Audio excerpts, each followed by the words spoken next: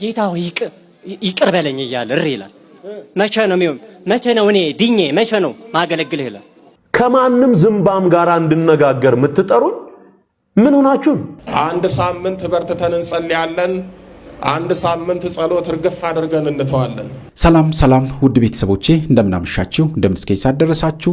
እንዳላችሁበት ሰዓት አቆጣጠር ሁላችሁንም እንደምናመሻችሁ፣ እንደምንስከይስ አደረሳችሁ። እግዚአብሔር አምላካችን ከሁላችን ጋር ይሁን።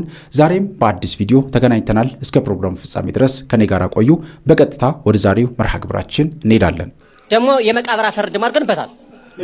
ምን እንዳይሆን የመቃብር አፈር ነው። ምን እንዲሆን 40 ቀን ያልሞላ የመቃብር አፈር እንዳያነብብን።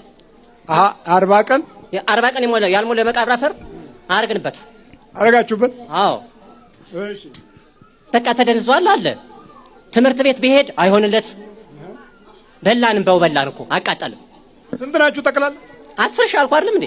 10 ሺህ። የመቃብሩ አፈር ምን አድርገ የተባላችሁ ነው? አፍዘው። አዎ። ስካል ኤንድ ቦን የሚባለው ይሄ በዚህ በአሜሪካ የተደራጀው የመናፍስት አሰራር አዚም አንዱ ህዝብን እና ህብረተሰብን ዝም የሚያሰኝ አፍዛ ደንግዝ አሰራር ነው። ዋናው መነሻው የሰው አጽም ነው። ከመቃብር ሁኔታ ጋር በተያያዘ የሚለቀቁ አልባሳቶች እና እቃዎች፣ ማቴሪያሎች አልፎም ተርፎ መቀመጫዎች ሁሉ ሳይቀር ከዚሁ ጋር ተያይዞ ከኢንዱስትሪው ዓለም ጋር ወደ አንተ ይመጣል። ፍስስ ነው። በቃ መነሻው ያ ነው። በዓለም ደረጃ ትልቅ ቦታ የተሰጠው ትልልቅ ምሁራኖች ያሉበት በአባልነት የተመዘገቡ በእውነት የሚገርም የሚባሉ ሰዎች ሁሉ በመንፈሳዊም በዓለማዊም የዚህ መንፈስ ቁራኛዎች ናቸው። በላምን ትሄዳለህ አትሄድም? እኛ እኮ በልምን ያለ ነው። እዚህ ላይ እኮ አለን እኮ። አትነውጣ፣ ተመርከክ፣ አትነውጣ ከሰውነቱ ላይ። ለመጀመሪያ ጊዜ ነው አድፍጠው ነው የኖሩት። ስንት ዘመን በእግር ነው የምታጓጉዘው? አዎ። ሰራዊታችን እኮ አለቀ። አስመራ ደብረ ሲና አስቀረችው። ደግሞ ግማሾቻችን አስመራ እኮ ሰደኗል በእግሩ። አስመራ ድረስ? አዎ በእግሩ። የሄድክበትን በእግር የሄድክበትን ሀገር ንገረን። አስመራ ከዚህ እዚህ ታክሱም አስመራ በእግሩ ደብረ ቢዘን 2 ከአዲስ አበባ ጻድቃኔ በእግር ጻድቃኔ እንትን መቀሌ ታመቀሌ አክሱም በእግሩ ታክሱም ደግሞ ጎንደር በእግሩ ዞረን ደግሞ አዲስ አበባ መጣን። ያለዚያም ደግሞ ጅማ። ምን እየበላ ነው የሚዞር? በቃ ዝም ብሎ ምግብማ ቢበላ አስጥሩ አይደለም እንዴ? ምግብ ከሚበላው 20 ኪሎ ሜትር ሄዶ ቢያድር ይቀለናል። እህል ከሚበላው 20 ኪሎ ሜትር ቢሄድ ነው የሚሻለን። በቃ ዝም ብሎ ምግብ አታስበሉ። ወገቡን አስሮ ነው የሚሄዳው። በምንድን ነው የሚያስር ወገቡ? በፎጣው። የት አለ? ያለ ፎጣ። እንዴት ነው የምታሳስረው? እስቲ እንደ እናቶች። እሺ። እናርጎ ጌታ ሆይ ይቅር በለኝ እያለ እሪ ይላል። መቼ ነው እኔ ድኜ መቼ ነው ማገለግልህ ይላል። አዎ። ስንት ዓመት ነው ታንተ ጋር ተገናኘን እንጂ ስንት ዓመት ነው እንዴ? ይጠፋል እንዴ ጊዜው? እኔ ምን አውቃለሁ? 4 ዓመት እኮ ምናምን በላይ እኮ። 4 ዓመት ጀምሮ የገባኸው መቼ ነው? የ6 ዓመት ሕፃን እያለሁ። ዛሩ ነው ውቃቢው ሁሉ? እኔ ውቃቢ አይደለሁም፣ አጋንንት ነኝ። አጋንንቱ እሺ፣ ቧጥ ነው ተከሰውነት ላይ እግሩን እንዴት ነው በሄደበት ነገር እስቲ ያዙረው ወደዚህ። አላነቃኸው? ጫማ ምንም አልነቃም። ሲጀመር ከአንተ ሲመጣ ደግሞ ምን ታደርግ ነው ከሱ ምተድ? ይሄ በሽንት ቤት የሚያጠምቅ በሽንት ቤት ትቦኮ ነው የሚያጠምቅ። ከሱ ትሄዳለህ እንዴ? ከሱ ተሄድክ አብረህ ከኛ ጋር ቁርስ እንዳትበላ ብለው ከለከሉት። ጓደኞቹ ናቸው። መነኩሴዎች ናቸው።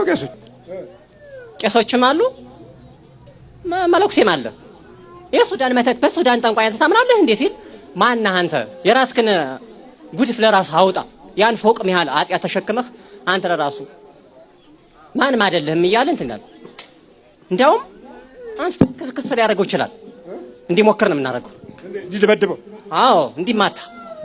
አዎ ሰንሰለቱስ አይገርፍም በሰንሰለቱ? ይሄማ እኮ አሳሰረን። በቃ ይሄው ታሰርን። በቃ በምኑ? በሰንሰለት ነው ታስራችኋል? በዚህ ነው በዚህና በዚህ ታሰርን። በቃ ልናዞረው የነበረው በቃ አለቀብኝ። አሁን መዞር የለም በቃ አሁንማ ከሽፎ 22 ነው ደግሞ የያዘ ነው። ራሱን ትወጋ አልነበረም እንዴ? እንደዚህ እና በደም እኮ ነው የቱን ነበር የወጋኸው ከዚህ በፊት? ይሄው እዚህ። እሺ ከዚህ በፊት ትወጋው ነበር? ወጋው ነበር። በምን? በመርፌ በመላጭ ነው። በመላጭ። እዚህ ጋር የት አለ ቀደድከው? አንድ ጊዜ ቀደኸው ነበር። ደሙን ነው የምታወጣው? አዎ እዚህ ውስጥ ደግሞ ደም አለ። የኛ ጓደኛ ያስገባበት እዚህ ደግሞ አንድ አለ እዚህ ውስጥ የተቀበረ። እሺ ከዚህ ውስጥ በምንድን ነው የተቀበርከው? በመድኃኒት ነው። ማን ነው የቀበረልህ? ራሱ የኛው ሰውዬ ደብተራው። አዎ አንድ መንጋድ በድስት ሙሉ ደም እንትን አለ። ቀዳ ጠጣን። ምን ቸገረ? በምን? የከብት ነው የበግ? የራሱን ደም እንጂ ራሱ እንዲጠጣ ጠራ። ልጁን አረደው፣ አቋተልን በድስት ተተቀመጠበት። በኋላ አንድ መንጋድ ድስት ደም አመጣን፣ ሳለን፣ ጠራን፣ ደም አቀረበልን። በደም ገባን። ምን ፈልጋለን? ደም ነው እንጂ ራሱ ደም። አዎ በራሱ ደም እዚህ ላይና እዚህ ላይ እዚህ ጭንቅላቱ አልተመርክ። ስንት ናችሁ ጠቅላላ? 10,000 10,000 10,000 ሽቦት ነው ተከሰኑት። ቶሎ በል በጥንቆላ ህይወት ውስጥ ስትመላለሱ የነበራችሁ ሰዎች እኛ የምናስተምረው ትምህርት ይገባችኋል፣ ትረዱናላችሁ። በተለይ ወደ ንስሐ የመጣችሁ ሰዎች መተት አድራጊ መተት ተደራጊውም ጭምር ማለት ነው የሚረዳን። ይህን ህይወት ግን በአይናቸው በቤተሰባቸው አይተው የማያውቁ ሰዎች ግን በጣም ነው የሚቸገሩት፣ በጣም ነው የሚፈተኑት። አንደኛ እኛን መረዳት ያቅታቸዋል፣ ተረት ይመስላቸዋል። ሁለተኛ እኛ የምንረዳው ነገር አጣሞ ተረድተው እኛን መቃወማቸውን ይቀጥሉበታል። ሌላው ህይወታቸው ራሱ ፈተና ውስጥ እንዳለ እንኳን አያውቁም እነሱ ራሳቸው ይህን ትምህርት የማይረዱ ሰዎች። እና ዝግመተ ለውጥ ኢቮሉሽን በአንድ የሆነ ድንጋይ ላይ ወይም በሆነ አፈር ላይ ወይም በሆነ ነገር ቮልካኒክ ኢረፕሽን ላይ ለውጥ እንደሚያመጣ ሁሉ በእኛ ህይወት ውስጥም የኃጢአት ዝግመተ ለውጥ አለ። ልክ አሁን ይሄ መናፍቁ እንደተናገረው ማለት ነው። ፕሮቴስታንቱ ስለ ጥንቆላው ዓለም አወራና መጨረሻ ላይ በጌታ እንዴት እንደዳነ ሲናገር የት እንዳለው አላውቅም፣ ግንድ ታቅፌ ንፍጥ በንፍጥ ሆኜ ተዝረክኬ ምናምን ራሴን አገኘሁት አለ። እና ኢቮሉሽን ወይም የዝግመተ ለውጥ ሂደት በኃጢአት ውስጥም አለ፣ በጽድቅም ደግሞ አለ። እስከ መሰወር የሚደርሱት አባቶቻችን እሱ ኢቮሉሽን የመንፈሳዊ ኢቮሉሽን ነው። የዓለማዊ ደግሞ የኃጢአት ኢቮሉሽን ደግሞ በኃጢአት ቶፕ ደረጃ መድረስ ማለት ነው። በጥንቁልናም ሊሆን ይችላል፣ በማስጠንቆል በሀብትም በሆነ ነገር በቃ ጥግ ይደርሳሉ። ማንንም አይሰሙም። በቃ እዚህ ምድር ላይ ተዝናንቼ ተደስቼ ልኑር፣ ልብላ፣ ልጠጣ፣ ምን አገባኝ? እኔ ያኛውን ሄዶ ማን አየው እዛ? ኧረ ምን አገባኝ? ቄሱ ምን እየጠጣል ብሎ ሃይማኖት ኦርቶዶክስን ጀጅ የሚያረጋት ተዋህዶን ጀጅ የሚያረጋት በምንድን ነው? በሚሰክሩ ቄሶች፣ በሚጣሉ፣ በዘረኝነት በሚከፋፈሉ በሃይማኖት አባቶች ነው ሃይማኖቱን ጀጅ የሚያረጉት።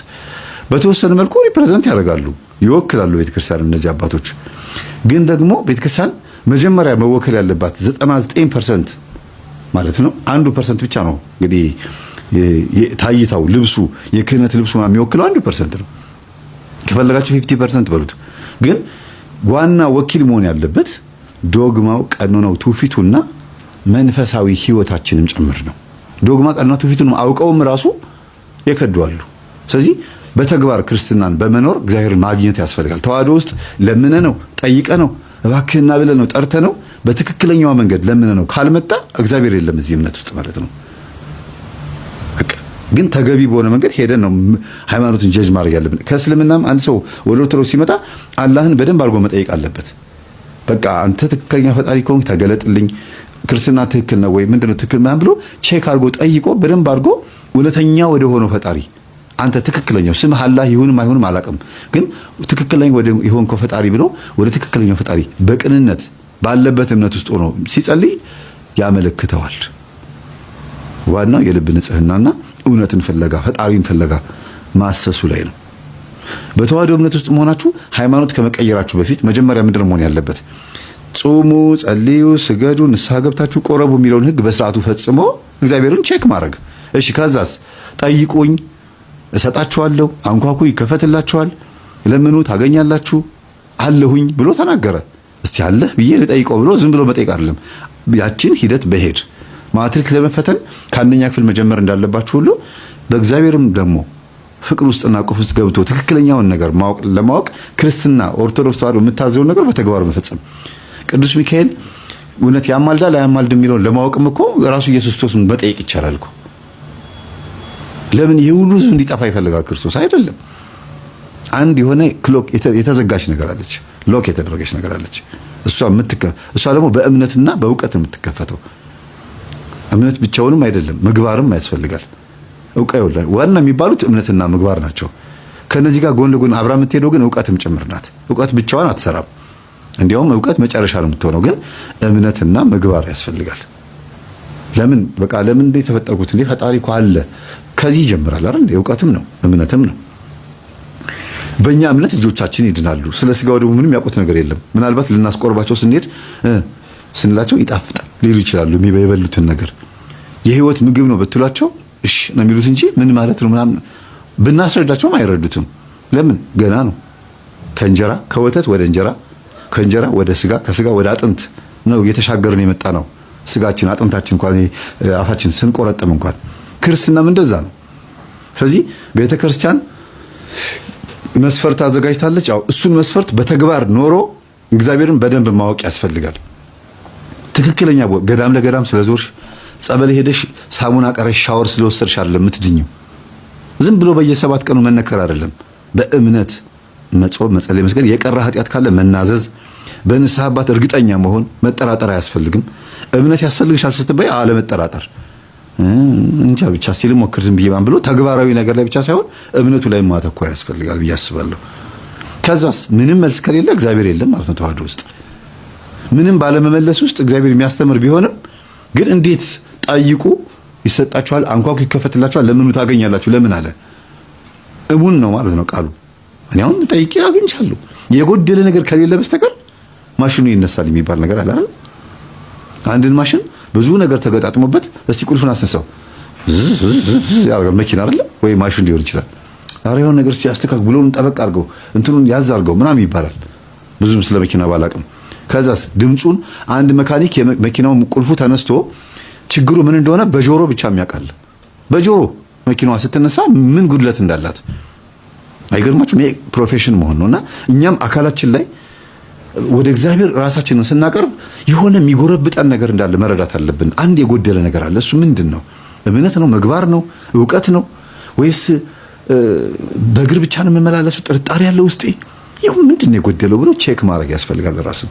ከማንም ዝምባም ጋር እንድነጋገር የምትጠሩን ምን ሆናችሁ?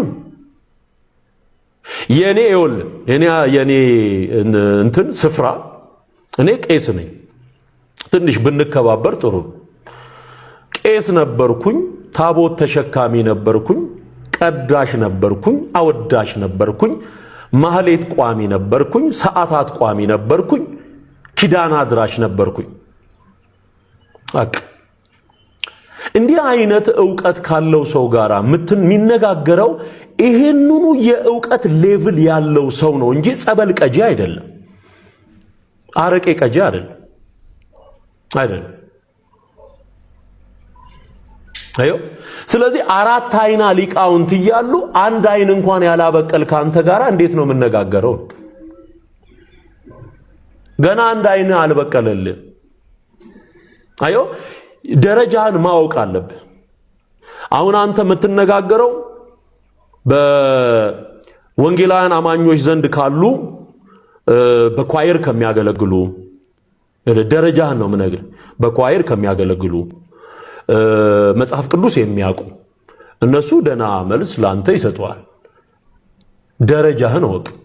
አሁን እኔ ጥሪ ማቀርበው 4 አይና ሊቃውንት ለተባሉት እንጂ አንድ አይን ገና ያልበራ አንተ ምን ሆነ ነው ትዝታው የምትለው? ደግሞ በጣም የገረመኝ አንድ ያነሳው ነጥብ ነው። ምን የሚል ነጥብ ነው ያነሳው? ታቦቱ ላይ ህዝብ አግዝ የሚባል ድግምት ይደገማል ብለሃል ወይ አንተ ወይ አገልጋይ ፓስተር ዮናታን ወይም ደግሞ ሁለታችሁም ሆናችሁ? አቤት አቤት አቤት አቤት! ሁለታችንም ሆነን ላንተ ትንሽ አይከብድም? ይከብዳል እኮ ብራዘሪት።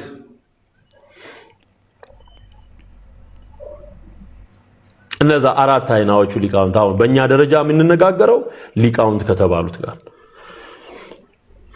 ዮኒም በጣም ብዙ የእግዚአብሔር ስራ ያለበት ሰው አሁን ያቃጠላችሁ እዛች ፖድካስት ላይ የተናገርናት ነገር ናት እንጂ እኔ ዘመኔን ሙሉ ስለ ታቦት ልኩን ስነግርን አይኖርኩት። ልክ ጣዖት ነው ታቦት መክተፊያ ነው መክተፊያ መሰዊያ የሚባል ነገር የለም በአዲስ ኪዳን ማን የሰጠን እና አሁን ይሄንን ነገር መጽሐፍ የሚለውን እየነገርኩ ካልሰማ አሁን አንተን ጠርቶ የሚነጋገር ካንተ ጋር ያበደን ትጀምር። ስለዚህ አቅምን ማወቅ በጣም በጣም አስፈላጊ ነው። ተንሱ ለጸሎት ጸልዩ እንኳን ብለ ያላደክ መረን እንዴት አድርገ ነው አሁን ስለ ታቦት ከኔ ጋር አለተነ እኔ ዳስሼ አይቼ እኔ ተሸክሜው ኖሬ አንተን ያደረሰ የለም። ሰንበት ተማሪ ነህ፣ ጠበል ቀጂና አረቄ ቀጂና ድምጽ ቀጂና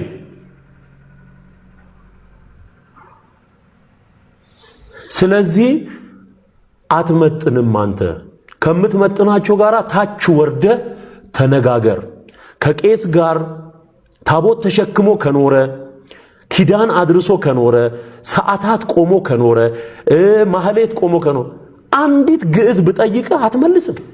አንዲት ግዕዝ ምንም የምታውቀው ነገር የለም። አዋቂ ለመምሰል ነው ነጠላ ሸርበህ የምትወጣው እንጂ ጠበል ቀጂ ነህ። አርፈ ተቀመጥ።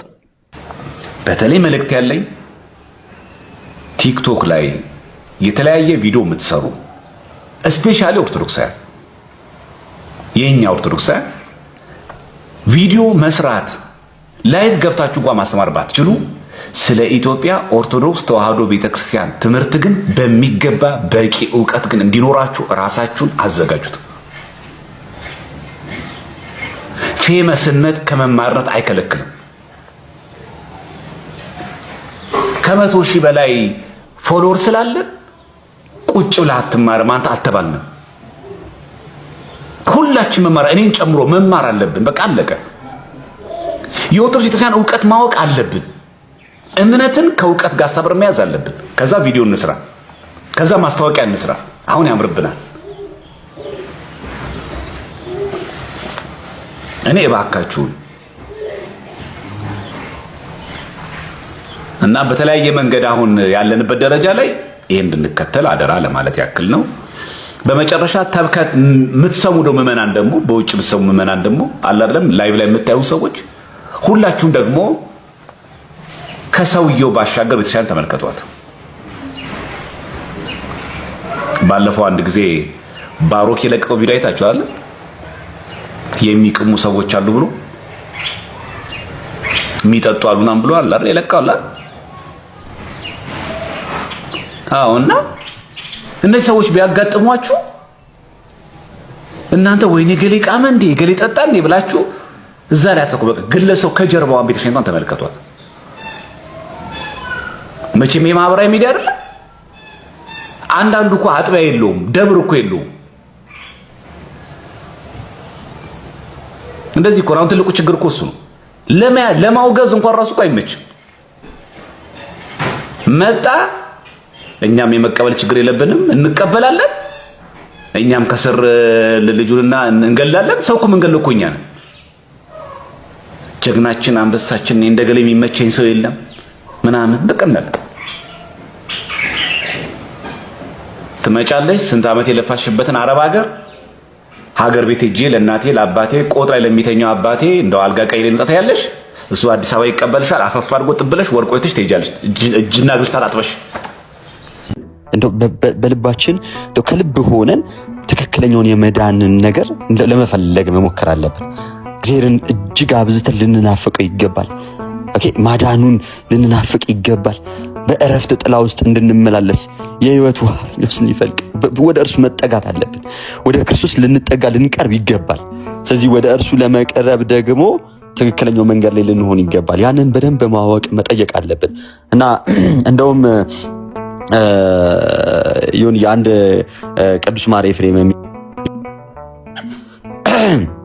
ምን መሰለ ለምሳሌ ኖህ ሁሉም እንስሳቶች እስኪመጡ ድረስ ነው አይደል ጠብቆ ወደ ውስጥ የገባው። እግዚአብሔርም በሩን እኮ የዘጋው ሁሉም እንስሳቶች ከመጡ በኋላ ነው። እና እንደውም አንድ ዲያቆን ከሊሙድ ለጽሁፍ አለ ወደ ኖህ መርከብ ለመጨረሻ ጊዜ የገባቸው አንድ ሳምንት መስላችኋለች አለ። ያው አክቹሊ የተጻፈ ምናምን ሳይሆን እንዲሁ ጀስት ለእንትን ነው። እና እንደዚህ እንስሳ የምትባል ገብታለች አይባልም። ግን ምንድነው የሚበረው በሩ ይሄዳል። ኦኬ የሚሳበው ተስቦ ይሄዳል። የሚዘለው ዘሎ ይሄዳል። እና ይናገርና መቼም ኤሊን የማይቀድም እንስሳ አለ ብዬ አላስብም ካለ በኋላ ተመልከት፣ ኤሊ ወደ ኖህ መርከብ እስክትመጣ ድረስ እግዚአብሔር ታግሶ ነው በሩን የዘጋዋል። ይሄ ሪያሊቲ ነው። ሁሉም እንስሳ እንደተረፉ መጽሐፍ ይናገራል።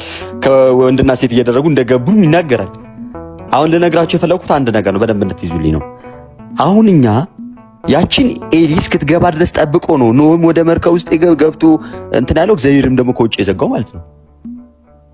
ስለዚህ አንድ ነገር ልንገራችሁ፣ ቅዱስ ማርያም የሚላል በበደልህም እንኳን አለ አሁንም በረን እያንኳኳ ነው፣ እየተጎተትኩም ቢሆን አሁንም የምጓዘው ወደ አንተ ለመምጣት ነው የኔ ጌታ።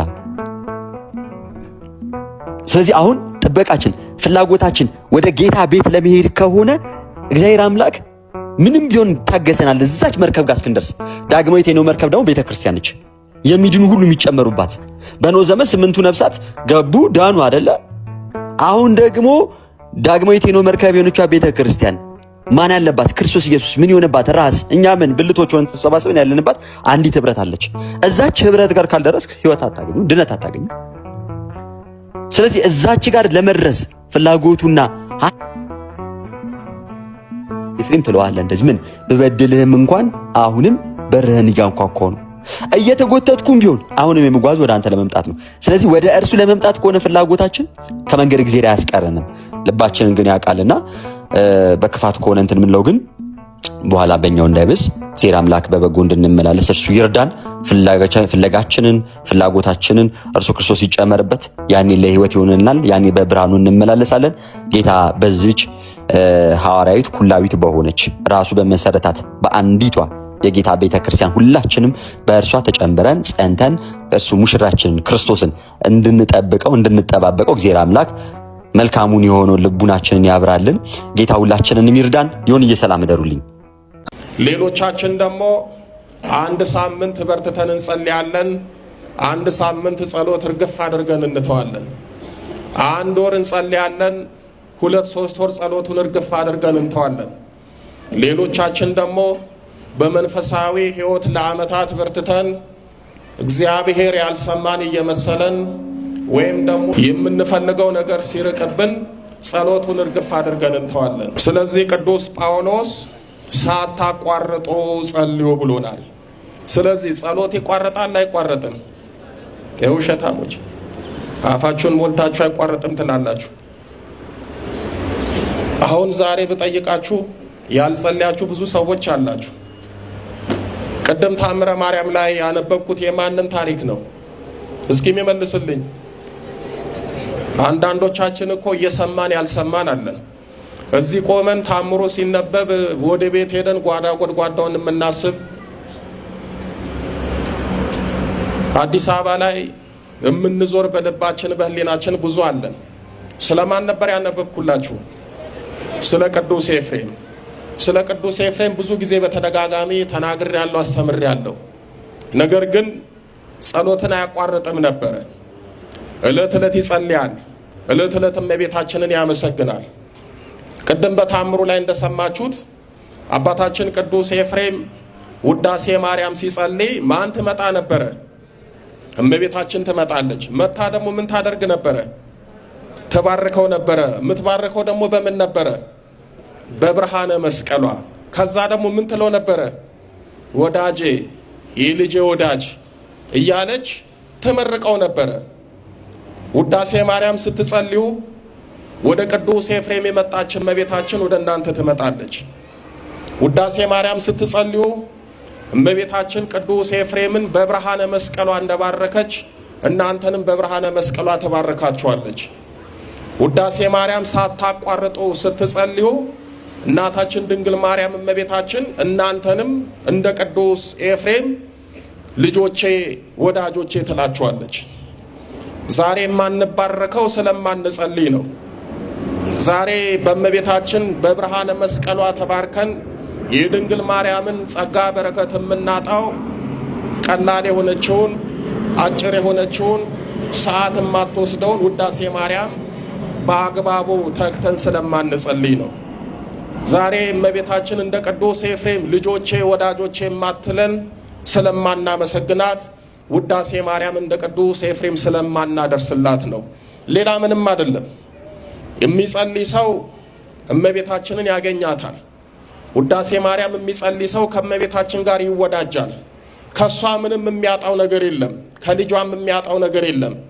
እኛ ከእመቤታችን የሚጎድልብን ምስጋናዋን እያጎደልን ነው።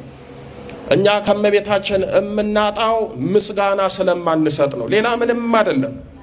እናታችን ድንግል ማርያም አይደለም ለኔ ለናንተ ለማንም ለአሕዛብ ለዓለሙ ሁሉ የምትተርፍ እናት ናት። ችግሩ አንጸልይም። ቅዱስ ጳውሎስ ያለን ግን ምንድነው? ሳታቋርጡ ጸልዩ። ጸሎት አይቋረጥም። እስከ ለተሞታችን እያመሰገን እየጸለይን ነው የምንኖረው። ለኛ ለኦርቶዶክሶች ጸሎት ውዴታችን ሳይሆን ግዴታችን ነው። ጸሎት ዛሬ ጀምረን ነገ የምንተው ሳይሆን እስከ ረፍት ጊዜያችን የምንጸልየው ነው። ብዙ ቅዱሳን አባቶቻችን ጸሎት አያቋርጡም።